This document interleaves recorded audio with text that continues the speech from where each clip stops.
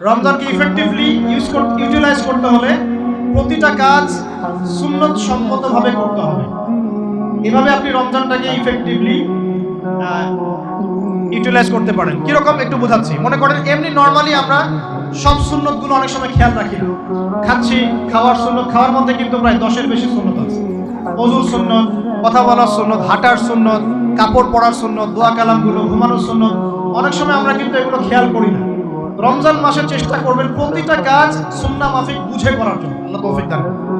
রমজানে ঘুমাবো, ঘুমানোর আগে বিছানাটা ঝেড়ে নেব, লাইট অফ করব, আমরা দোয়া এই যে সূরা ফালাক নাস ইখলাস এগুলো পড়ব, কাফেরুন সূরা পড়ব, আয়াতুল কুরসি পড়ব, সূরা বাকারা শেষের আয়াতগুলো পড়ব, পারলে সূরা মুলকটা পড়ব।